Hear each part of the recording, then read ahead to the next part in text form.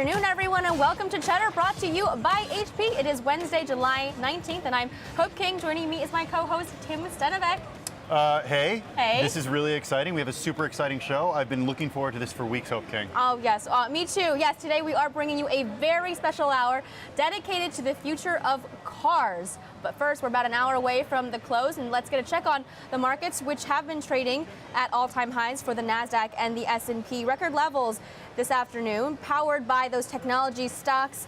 The Dow dragging a little bit, still gains, but really capped by IBM, which is the biggest lagger right now in the Dow and the S&P because its quarterly revenue came in below expectations, so it fell to a one-year low right now. But across the board, it is green for everyone. Netflix, of course, had its best day of the year yesterday, really helping to bring the NASDAQ to record levels so far this week. Right, the stock soared like 10-11% in after Double hours. digits growth. After it reported earnings, subscriber growth was through the roof, like 3 million more or something like that? Yeah, than estimates. Than estimated. So a lot of good stories coming from Netflix in terms of their performance for the quarter. All right, so look, I've been thinking a lot about the topic of cars. We see this through the rise and fall of Tesla stock. That's really symbolic of so many themes in the personal transportation space right now. Electric vehicles, they're already here. Self-driving cars, they're on their way. And then think about, what will this mean for traditional car manufacturers? What will this mean for Silicon Valley? What will it mean for insurance companies, for your insurance premiums, our driveways and pocketbooks? We're super excited to bring you this special, and we want you to debate along with us. Cheddar Live is the hashtag, and today also please use hashtag future of cars. We'll bring up your tweets. I got a couple of them. Oh, and look at this amazing animation and graphic that our team put together. So we will bring up some of those tweets during the show. We have an exciting show. Let's check out what's on tap for the special this hour. The future of cars. We've got Todd Lassa, Detroit bureau chief of Automobile Magazine. Alex Roy will also be here. He's the editor of Drive.com. And Edward Lowe, the editor-in-chief of Motor Trend. They'll all be telling us what they think are the big trends in the auto industry and what the future of cars might hold. Exactly, and we've also got Geo Hot up on our docket for the first time on Cheddar. He'll be talking about Comma.ai, Panda, all of the new technologies that they want to bring to the world through the aftermarket systems and not really integrate it into the car. So we're super, super excited for all of that. And some of the news stories we're going to go through right now are about cars. We'll start with this one. GM, Toyota, and BMW are among the major automakers investing in self-driving car startup Noto. The Palo Alto-based company is securing $159 million in funding to develop its AI systems and retrofit vehicles around the world with its technology. Noto's goal is to install dual cameras into the windshields, one aimed at the road, the other at the driver, and gather data on things like distractions, driver distractions, as well as the environment around vehicles. The company launched 2 years ago by former Tesla engineers, 2 of them. Other investors in this include SoftBank, an insurance firm Allianz, and the venture capital firm Greylock. This is a big story that a lot of the media outlets that we follow have been covering today because it's a huge sum of money.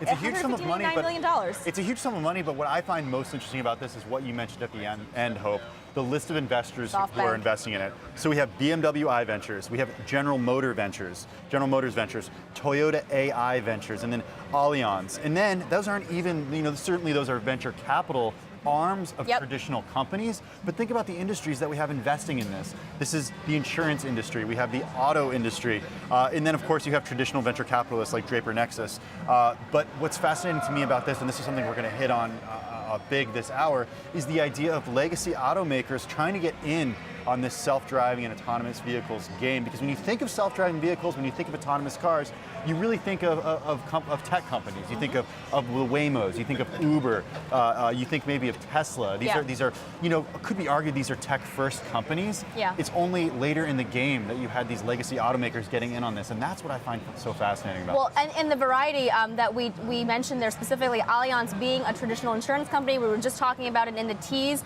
that insurance companies will have to adjust their models to accommodate for cars that will have the ability to prevent accidents from happening. How are they going to make their money? That can't come soon enough for me. Well, yes. Really, I mean, 30,000 people a year are killed in the U.S. In traffic accidents. Over 1 million people killed a year around the world. And then, of course, in 2014, we saw a huge spike in fatal auto accidents that some people attribute that to distracted driving and the attribution being really texting while driving. So personally for me, the idea that self-driving vehicle technology could lead to safer roads, both for people driving and then also for pedestrians as well, is what's most exciting about it. That's the promise, and we know there's going to be some interim periods where you're going to have a mix of self-driving cars and regular cars, and that's going to be the real trouble, is you're not going to be able to discern, well, actually maybe in the beginning, because the cars will have LiDAR sensors and cameras, you might not be able to tell how to work around these cars. And in a lot of these cases, with Waymo specifically, the accidents that they've gotten into, they've all attributed to driver error of the other car. It's never the self-driving car. They've got their models programmed to be able to avoid it, but it's the unpredictability of human drivers that these companies are saying is the problem. We're also going to be hitting on regulations today, and speaking of regulations, California is making its roads friendlier to self-driving cars. The director of Caltrans saying they're painting thicker lines every road in the state. That's according to Silicon Beats. The new lines will make it easier for autonomous vehicles to stay in their lanes, and the state says they'll be painting the new lines when roads get resurfaced. California has about 50,000, quote, lane miles of roads, so the project will take 2 or 3 years to complete. So this is so interesting because, and we'll be getting to this a little later in the show, but the idea, of course, tech companies have to go to different states, to states that are friendlier to self-driving vehicles, and states at this point are now battling it out to say, hey, we want the investments here, because of course that brings more money in, that brings more revenue in for the state, and they want to create jobs in the state, of course. So states now doing what they can do in order to make it conducive to self-driving and autonomous vehicle enhancements. Yeah, exactly, and it's almost a snowball effect too, because these cars need roads to test on. They need different conditions, and so they actually need a diverse number of states and geographies to be able to let the AI figure out how to get around a snowbank, how to get around a pothole. If you're in New Jersey, they need as many states as possible to be able to let these cars on the road. So this is one way that California is making itself a little bit more accessible and appealing. But also, I really think these companies, again, need these conditions to be able to make their platforms better and better so that safety can be improved. All right, well, this afternoon, a House subcommittee approved a plan of boosting the testing of self-driving cars. This is another story that today falls on our Future of Cars Day. The proposed rules would ban states from restricting the design and construction of self-driving cars. And if passed by Congress, the law would allow automakers to put up to 100,000 self-driving cars on the road without needing to meet any existing auto safety standard. That's a big, big deal. Automakers say those rules would make it too costly to develop autonomous tech, so it seems like this is a real push by the legacy automakers to get their to get their cars on the road. Yeah, right? Lobbying efforts from them? Yeah, it certainly is. I mean, Google was early to the lobbying efforts and early to get California on board with testing self-driving vehicles. And of course, everyone wants in on the action. You actually had GOP lawmakers pushing for this, which I find really fascinating. Why? Because GOP? Or? I find it fascinating because GOP is all about states' rights, but they're looking for federal rules. Right. So. Yeah, no, that is true. I mean, as we just mentioned in the last segment too, you need each state DMV to approve each of the car licenses and the permits.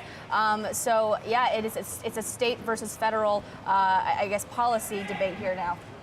All right, let's talk Uber, another company that's investing heavily in autonomous vehicle technology. Uber's search for a CEO continues, but they're not talking to Marissa Mayer, at least not yet.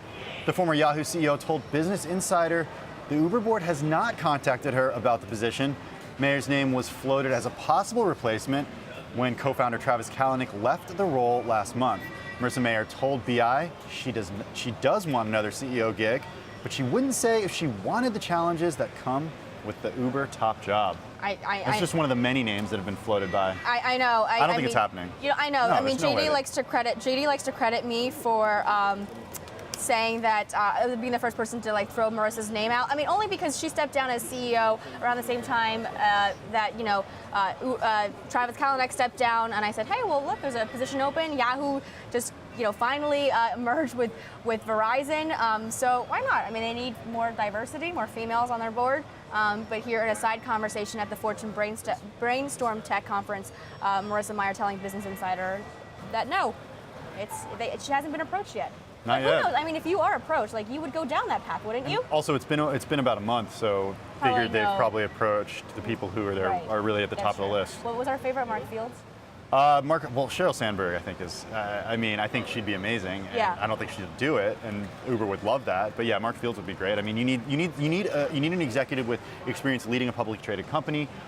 You need an executive with experience, in the industry. Yeah. And especially as investors look for Uber to get to the next stage of the company, what they want is an exit. So this is really what they're pushing for: is someone who can take it, make it profitable, help Uber cut some of its losses. Yeah.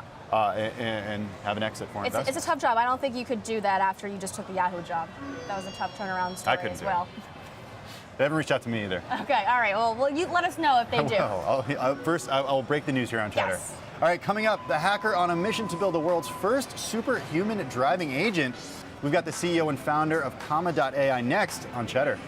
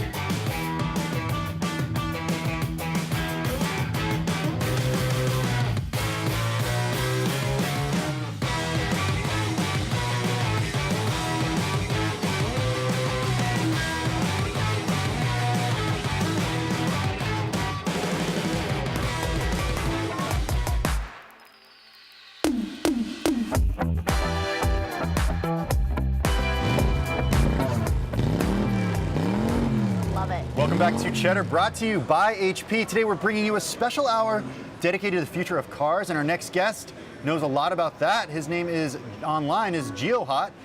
George Hotz is a legendary hacker and the founder and CEO of startup Comma.ai. The company has a goal to democratize self-driving technology. All right, George, you're trying to build the world's first superhuman driving agent. George, what exactly does that mean? What is a superhuman driving agent? Well, there's a question first of what driving means. A lot of companies are trying to come up with a big list of rules, but we don't think this will ever work.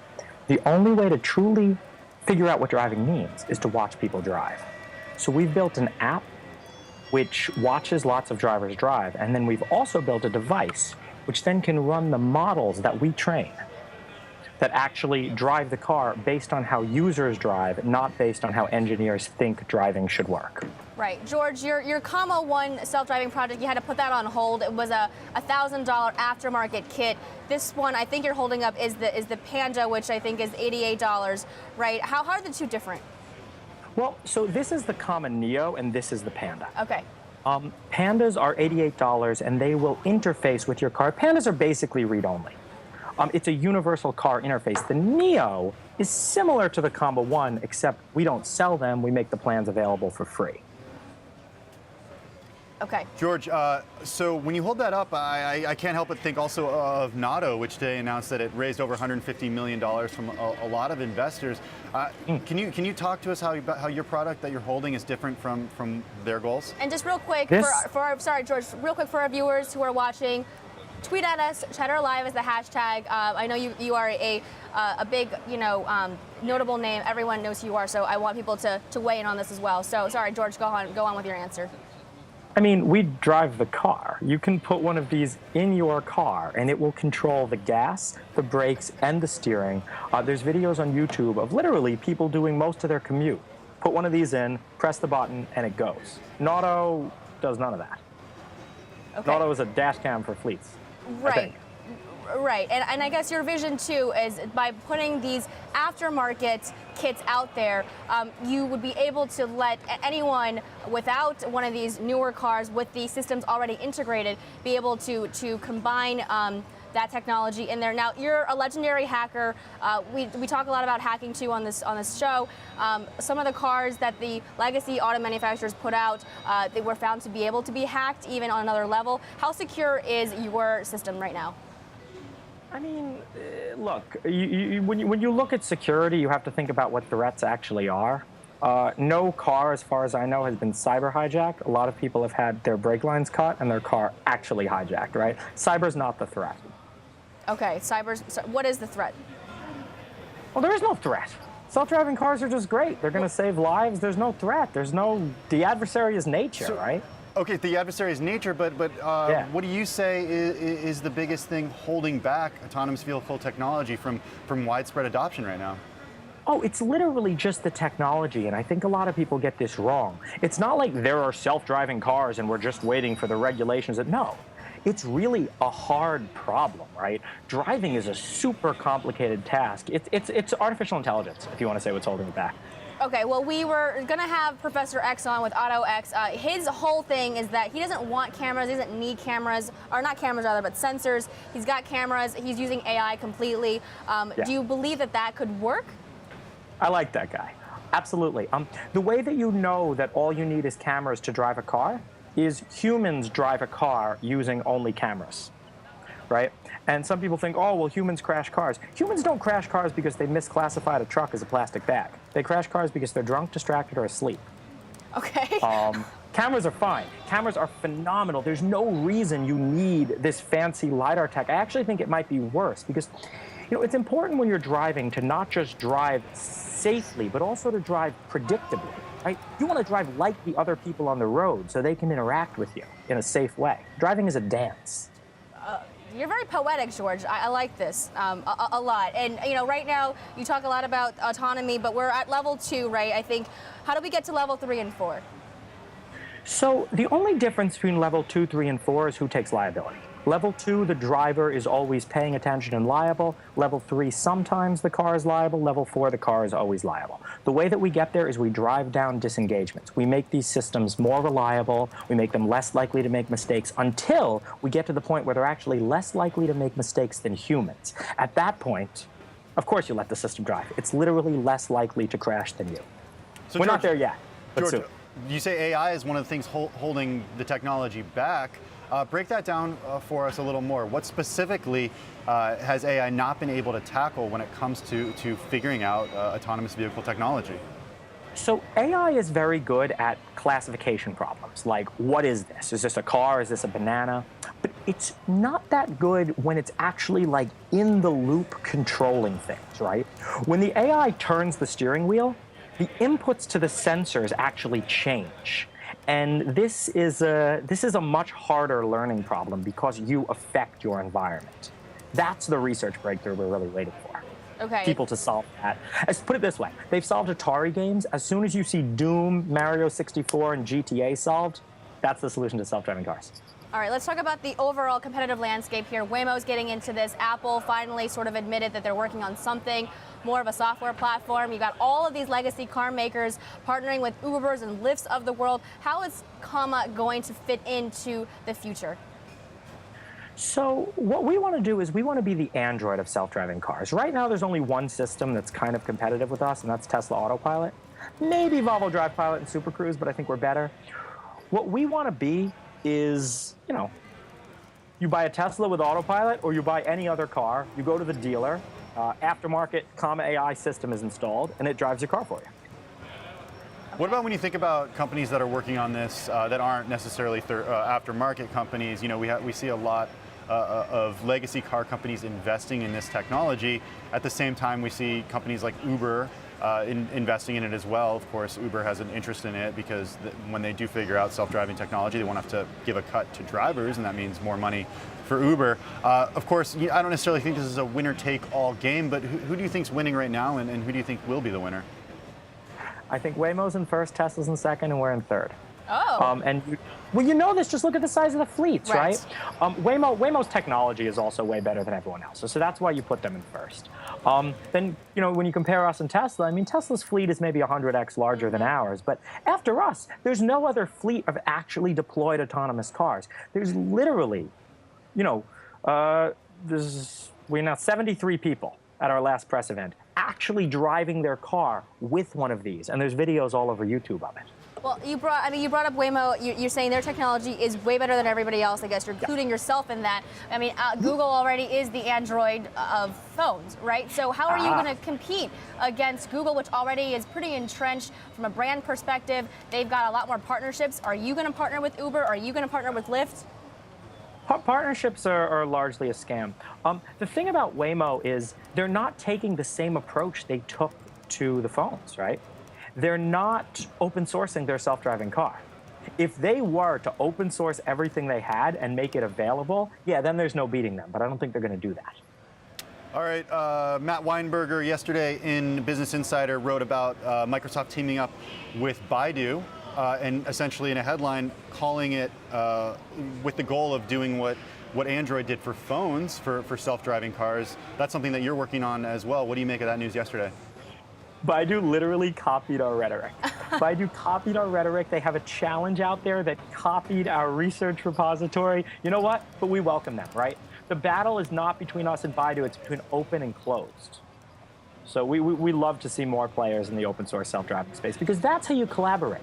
You don't collaborate with backroom shady business development deals. You collaborate on repositories on GitHub, and that's what we really want to see. All right, we've got lots of tweets coming in for you, George. I want to pull up one right now, and this guy, Austin Franz, saying, self-driving tech is only being held back due to technology. Soon more cars will be self-driving. I think you basically listed out many, many reasons for this argument as well. Yeah, I mean, and this reminds me, a lot of times, and I've been guilty of this, and maybe we disagree on this, but I want you to prove me wrong. I'm under the impression that regulations are really one of the things holding back autonomous vehicle technology, but you totally disagree on that. Not at all. In fact, if there were systems today that are safer drivers than humans, it would be practically criminal for the regulators to not allow them on the road. 30,000 people die in America every year in car accidents. These systems just do not exist. The second they do exist, it won't even be a battle because no one's on the other side. All right, George, how many years until we are able to see a decrease in a significant, a drastic, and attributable decrease in that number, that 30,000 number of deaths per year? It's not going to be a huge drop. It's going to be 10% year over year. You're going to see it slowly decline over time, as we've seen it throughout history. You go back to back in the day, the fatalities per mile were insane, but cars got safer. You added things like traction control and ABS, and now we're adding active safety features. I mean, that's what this is too. It'll beep if there's a car in front of you and you're approaching too fast. It'll even hit the brakes for you sometime, right? So when we start to see systems like that, we'll start to see fatalities fall slowly. It's going to take time. There's not going to be a huge nonlinearity. Yeah. All right, George, we have tons of other questions for you, but we're out of time today. Please come back on the show and talk more about this. Lots of questions about the mix of self-driving cars on the road with non-self-driving cars. How is that going to work? But for now, we've got to leave it here. Yeah. Cool. Thanks a lot. Thanks, guys. That was George Hotz, founder and CEO of Comma.ai, legendary hacker who was the first to crack the iPhone at 17. Pretty amazing. Yes. And he's not so bad at 28, too, what he's been doing. Oh, my. All right, coming up, building the next great self-driving car. Will it be Silicon Valley or Detroit? We'll debate. That's up next on Cheddar.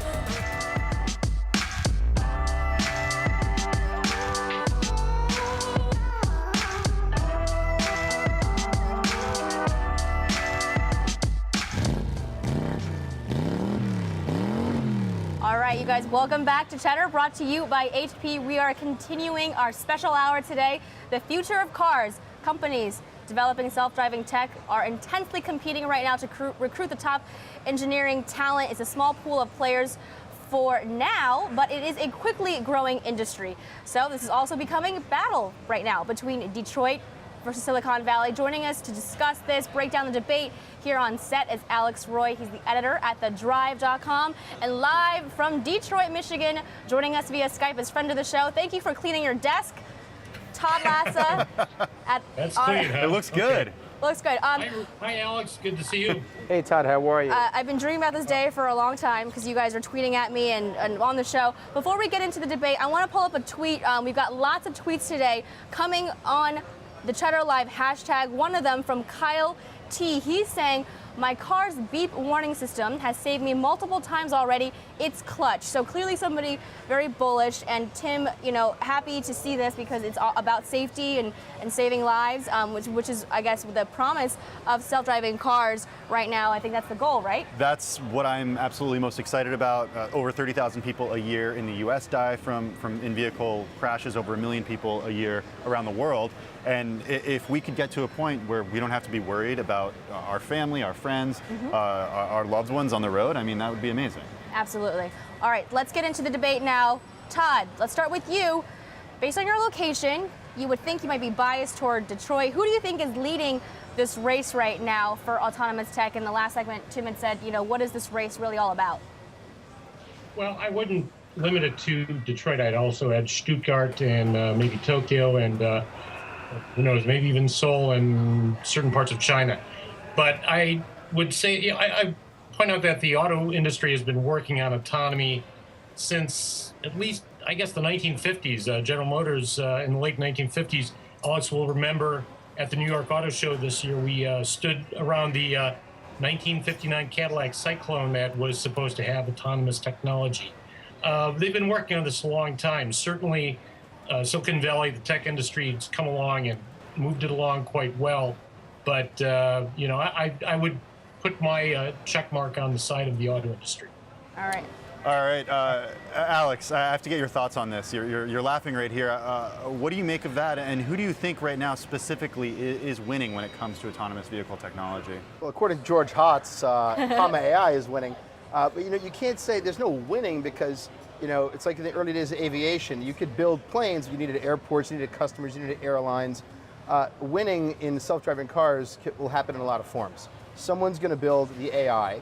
Someone is going to build cars, and car makers will almost always win that battle. Someone's going to win, market space, and someone's going to have to demonstrate a use case people are willing to pay for. The answer is whoever owns the point of payment, the customer data, is going to really win. What does that mean exactly? So today, Uber and other, Lyft, companies like that, they are directly in contact with the end user. So meaning they have the credit card information stored on their platform. So they're running the transactions. If they can figure out how not to waste billions of investor money, and they can make the right partnerships, then they are deeply, deeply winning because they have something manufacturers want, which is the direct relationship with the customer. Okay. Right, but Google is the one, who George said is really the most experienced. The best technology. Right now, the best technology. George said the way most technology is the best. Different form of winning. Google is way ahead of everybody else in terms of data capture. They know where people go, where people do what they like. When the market shakes out and the Theranos of self-driving cars collapses, and there's going to be more than one Theranos in this space, Google will still be there. And this debate about whether or not it's a winner take all, there's going to come a day when somebody, probably Google, Waymo, is going to say, these things are safe enough, we're rolling out. And then manufacturers that have spent billions to try to do that are going to have to decide, do we call it quits? All right, I wanted it to be a little structured here for us. So the first topic we want to talk about is the fight for talent.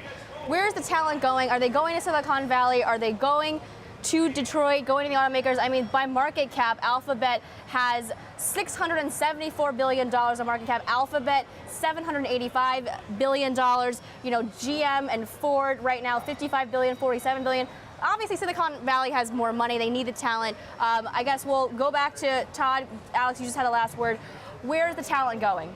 Well, the talent, Detroit and Stuttgart, et cetera, are trying to get talent from Silicon Valley, certainly, and vice versa to a certain extent. I have to say, I agree very much with Alex that that data collection, that the tech companies are winning in terms of money they'll be able to get out of this, because not only will they supply to automakers these autonomous technologies, but then they will also get money by selling you stuff via Amazon or Google or whatever while you're sitting in your car and not driving.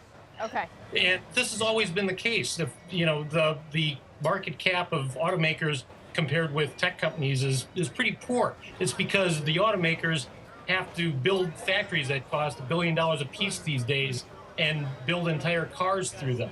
Tech industry can make all of its hardware in China and develop all of its software in cubicles in Silicon Valley. So I have no argument with Alex on that account. All right, but so on the question of where's the talent going, is it Detroit or is it Silicon Valley?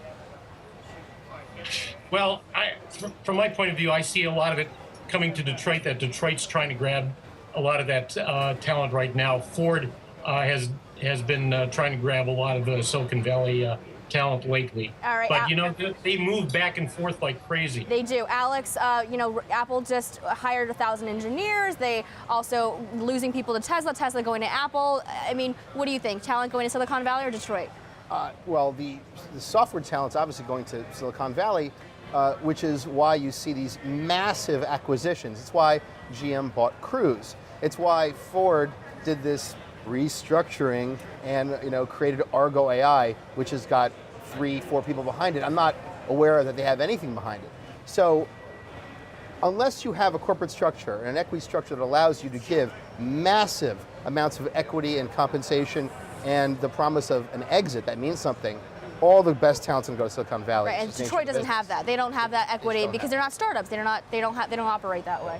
But at the same time, I see a lot of partnerships happening, right? So it's not necessarily, if somebody goes and works for a tech company, they're not going to be working with an auto manufacturer. I mean, you have Waymo, for example, using Fiat Chrysler automobiles for the actual automobiles because tech companies aren't making cars. You are correct.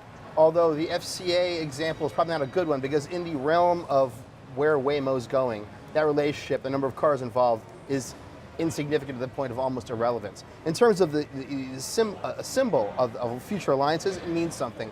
And of course, FCA has basically no program at all. So they would sign a deal with anyone who showed up with autonomy maybe in the future. Todd, what do you make of partnerships between legacy auto manufacturers as well as tech companies? I mean, do you see this being sort of the new reality? Well, there's a third kind of company that Alex and I haven't mentioned yet. And first of all, Alex is completely right that Waymo obviously found it easiest to approach FCA, or FCA approached them, because FCA is not anywhere near in the position of GM or Ford or Daimler or Toyota or Honda or Nissan, Renault in terms of developing autonomy. But there's also the tier one supplier, Delphi, just in the recent year or two has purchased Rosenberg, Valens, Autonomo, Control Tech, Movimento, partnered with Intel, BMW, and Transdev. Intel is in the process of purchasing Mobileye, which is a huge step. Mobileye is very much a player in this space, and Ford has a deal with Velodyne.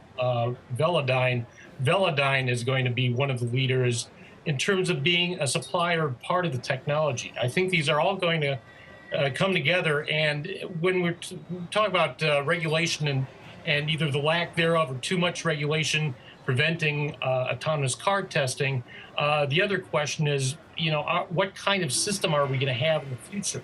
Yeah. All these disparate companies have to come together and have at least some kind of similarity so that we don't end up with a VHS beta sort of situation. You have to a Chevy being able to read a Toyota, being able to read a Honda motorcycle, being able to read your Jamis or Trek bicycle, for example. And a lot of different companies are going after this, but this is going to have to come together at some point. All right, before we give Alex the last word, we want to pull up a tweet right now that has come up on our Cheddar Live hashtag, and the tweet is from Brian Patrick, native Detroiter, soon to be working in industry. People want to work with brilliant minds.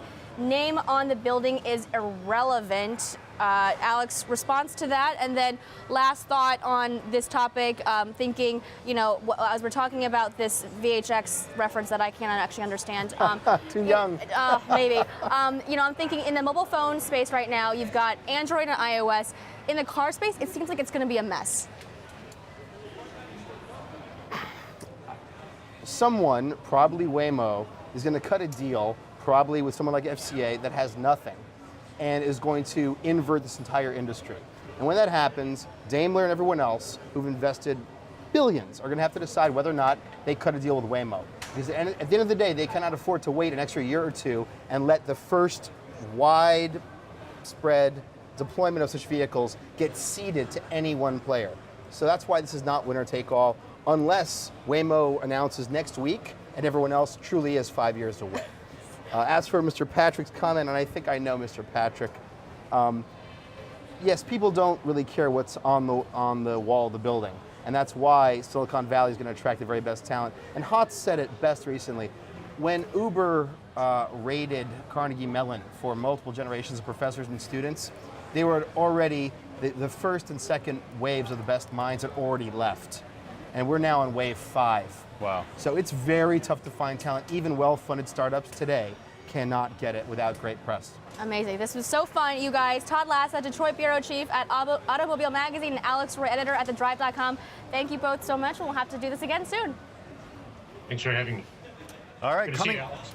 coming up, the consumer car experience of self-driving cars, what that's going to be like for drivers when AI rules the road. That's up next.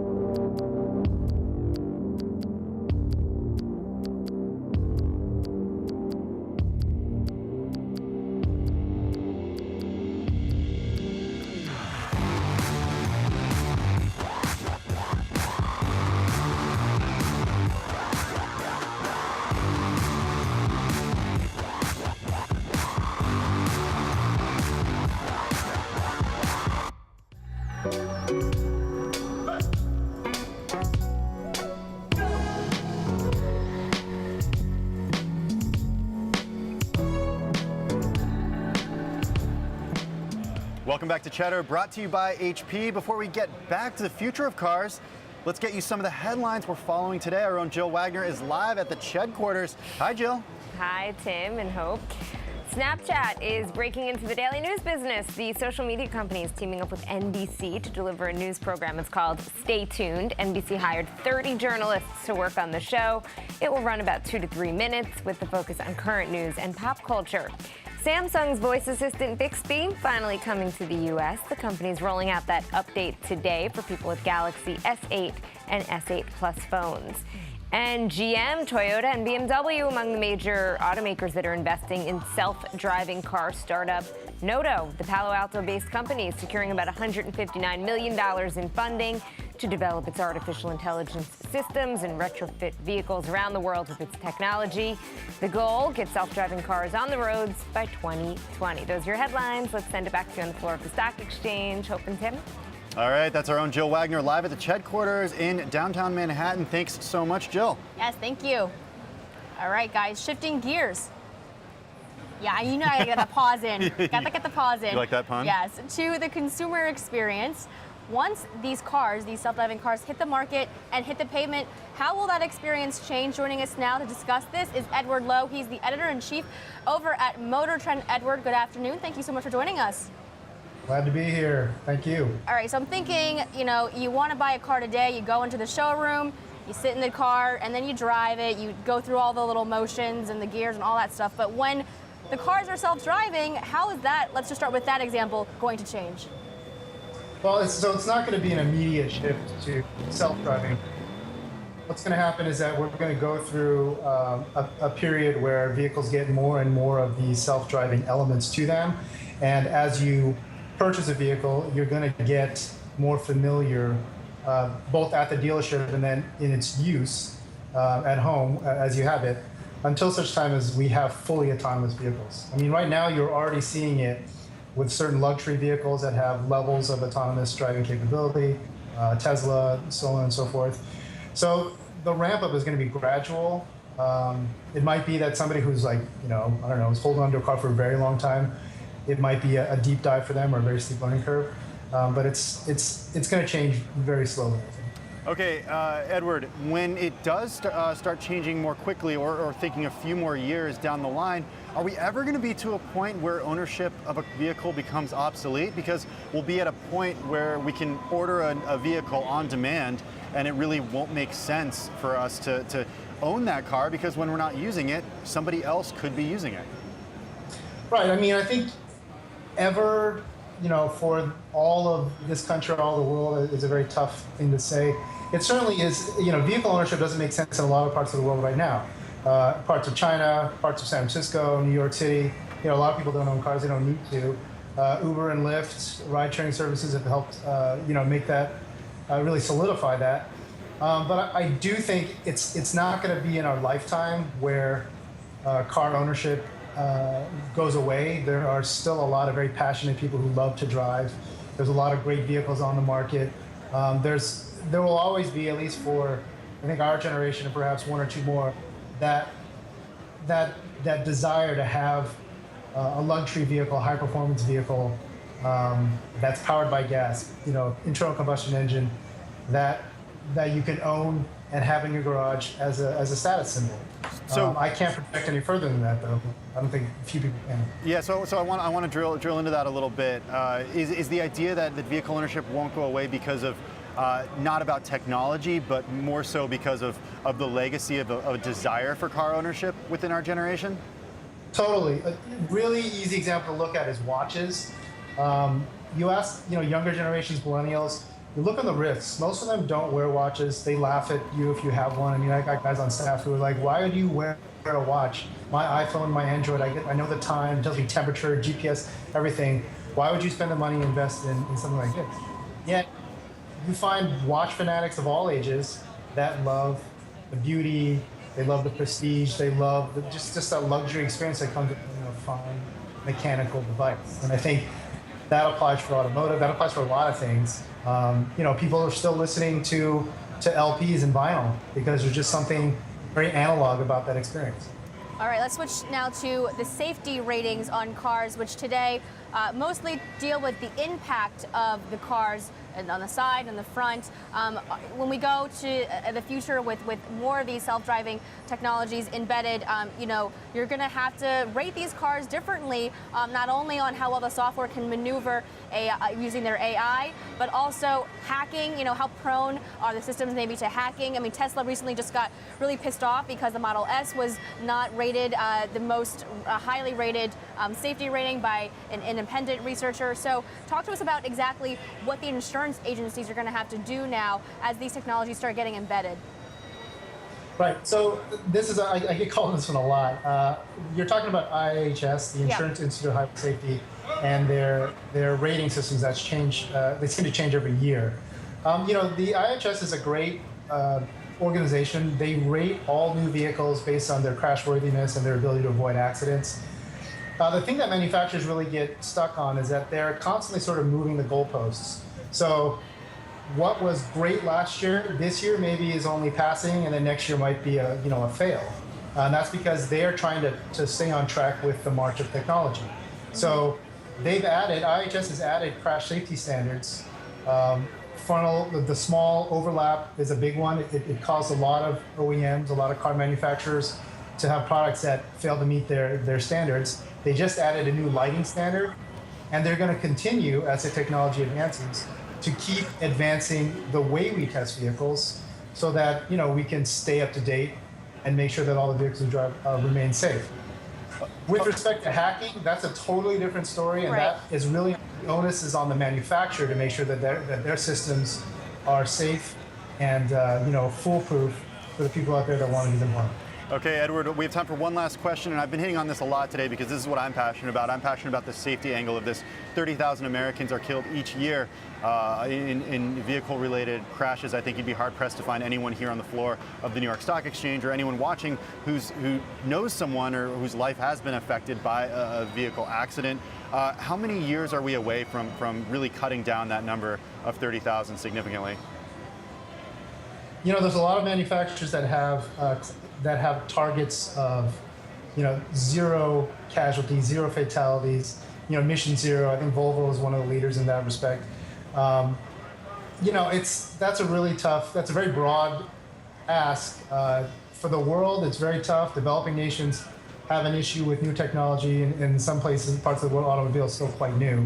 For developed countries, you would think that we're on a trend towards fewer and fewer accidents and fatalities, but actually big cities like Los Angeles have seen a rise in accidents despite the advances in safety features. So it is very unclear what we can do about this. A lot of it actually has to do, the onus is on the people in the cars and the people walking the streets. We're seeing a lot more people, doing this while they're driving or while they're walking, while they're riding a bicycle. So, is that what's causing increased numbers of accidents?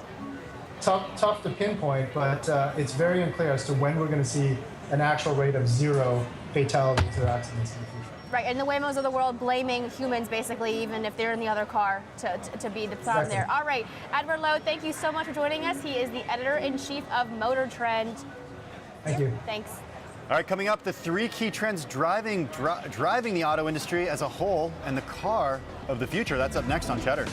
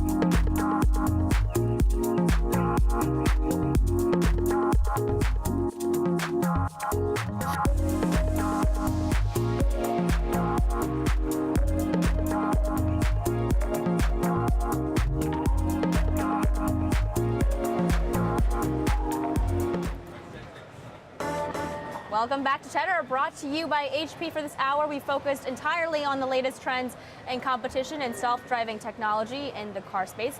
But now let's broaden the discussion out a little bit to the three major trends happening right now. Those themes being the self-driving technology itself, but also electric and hybrid vehicles, and then of course ride-sharing platforms.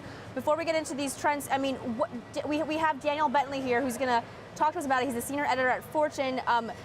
Daniel, those three trends have to be enabled by something. One thing we haven't talked about yet during this hour is the role of the government. And you were also saying right before we got on that, you know, it's something that we should talk about because it's a real impetus or carrot or a stick. Yeah, so I mean, earlier this month, Volvo said we're essentially ditching the combustion engine by 2019. We're going to put all electric or hybrid motors in our vehicles. The question is this something consumers want? Or is this something that's only going to be made possible by tax incentives from the government? After all, we're at historically low oil prices, and whenever that happens, people just buy trucks and gas-guzzling SUVs. Right. I mean, it depends what market we're talking about. In the US, the demand for electric vehicles has come from high-performance electric vehicles like the Tesla Model S and the Model X, and before that, the Roadster. They're now introducing the Model 3, but that's partly because of the goodwill that they've gotten from their high-performance vehicles. GM went straight in with the Bolt, which is around $35,000, just under $30,000 with tax incentives. And they're building up inventory of those. You know, they were aiming for a 70-day target inventory. They're now up into the hundreds of days, and they've just had to shut down a plant in Michigan because of one other car, but they're building up inventories of these. They're not selling. Now, they're not widely rolled out yet. They're not in every market as the Bolt. But it's surprising me because I thought that the Bolt is extremely well reviewed. It does 200 miles of range. And other than in California and New York, there's not people jumping out to get them. People might be waiting for the Model 3, but there just might not be that demand. Well, are the incentives ending? I mean, it's like, what, up to $7,500 for some of these vehicles? Most of the vehicles, I would say, is $7,500 you would get this credit at the end of the year. Right. It will be phased out at some point. It's not tenable for that long, and that's when Tesla is going to face a huge challenge. And do you think that the government will start to give incentives for people to buy self-driving cars? To Tim's point, you know, maybe because it'll improve safety, it'll maybe standardize a lot of the driving operations that everyone kind of has? I don't see that anytime soon because self-driving tech is going to be expensive. It's going to be in luxury vehicles, or it's going to be in very expensive but modestly spec'd out vehicles. So I don't see the government incentivizing the purchase of a luxury vehicle. Okay, so absent government subsidies, what needs to happen in order for the share of vehicles sold really to be even between internal combustion engine powered by traditional gasoline or electric? Well, like you were mentioning with the carrot and the stick, it's really going to be the stick. And the stick might be California. So California has the strictest emissions regulations in the country. They are the de facto federal regulations because no car company is going to produce a car that's not compliant with California regulations. So if California comes out and says, no, a car needs to be a plug-in hybrid or fully electric, or you have to pay a whopping gas guzzler tax, then that'll push the rest of the industry in saying, okay, we really need to make either these small internal combustion engines with turbos to improve the performance, or they're going to have to be plug-in hybrids or electric vehicles. All right, we've only got one more question for you left. There's a lot of stats out there about how many cars are going to be on the road. You know, some estimates that by 2035, you're going to have, $42 billion of the market cap, 12 million fully autonomous vehicles. Do those numbers really mean anything to us right now? I mean, how should we be looking at stats every single time one of these new reports comes out? I'm waiting for something to be delivered, right? Every car company now is saying, well, the major car companies are saying level 4 autonomy, which is you can completely disengage from the car and it will drive you wherever you need to go, and then at the end of the journey you'll need to pick up. That's coming 2020 to 2021. Right. So until they deliver something, it's meaningless. All right, very cool. Daniel Bentley, senior editor at Fortune. Thank you so much for joining us. Yep. All right, you guys, coming up, Closing Bell, live on Cheddar. We'll have it here for you after this break.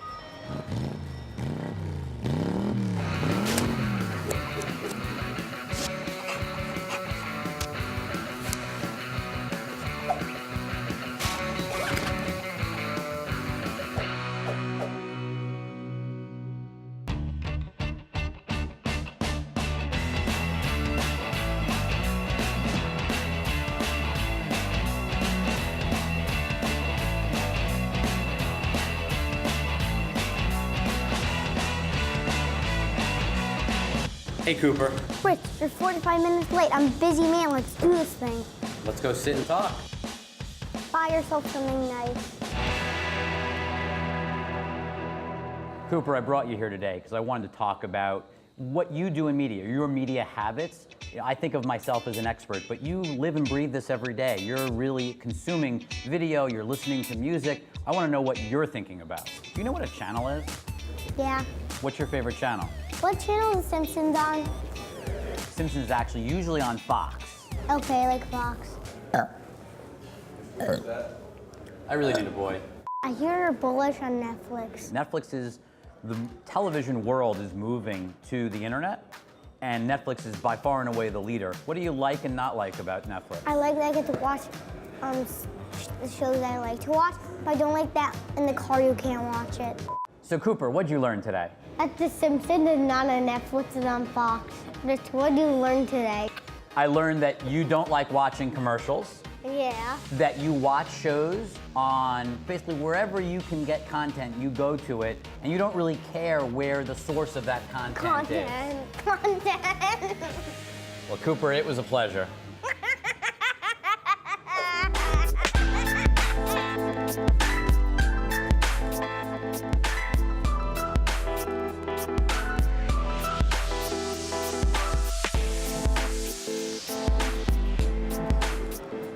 Welcome back to Cheddar, brought to you by HP all hour long. We were talking about cars, self-driving cars, safety. Is it going to happen? Is car accidents just going to be obsolete? It was a great hour. We hope you enjoyed it. Lots of I could do discussion. 2 hours of this. Yes. I learned a ton. I'm not as optimistic about the After number all of that? yeah. After all that, I'm not as optimistic about this. You know, John Steinberg, our CEO, always talks about the idea that his kids will not need to get driver's licenses. His kids, I think, are 9 and 6 or 7 right now. And it sounds like we're not going to be to that point in just a few years. It's not going to be his kids, maybe his kids' kids. All right, the New York Stock Exchange right now has the Barnes Group up there celebrating 160 years since their founding. They are going to ring the closing bell. And over at the NASDAQ in Times Square, Commodity Markets Counsel Greg Dow, the president, will be pushing the button in Times Square at the NASDAQ, and the markets will close in just a few seconds, and it'll be up across the board as we saw record levels across NASDAQ and S&P trading higher because of tech stocks, with gains in the Dow, capped by IBM, which dragged down the indice there. And right now, At one point down Yes. more than 4.5 points today. that's right. All right, let's take a look. The Dow here will end up today at 21,636, up 0.3%. The S&P up 0.5% at 2,473 points, and the NASDAQ up 0.6%. And the Russell 2000 small cap stocks that we've tracked here will be up today about 0.5%. Almost 1%. The Russell 2000 will be up at 1,440 points. A packed Small caps show. rallying today. Small caps are rallying, exactly. All right, we have to say goodbye to our Twitter friends, but if you want to catch the second hour of Cheddar and the rest of our Cheddar network, head on over to sling.com/Cheddar or Amazon Live Video. For those of you sticking around, we have a great show coming up. Keep it here on Cheddar.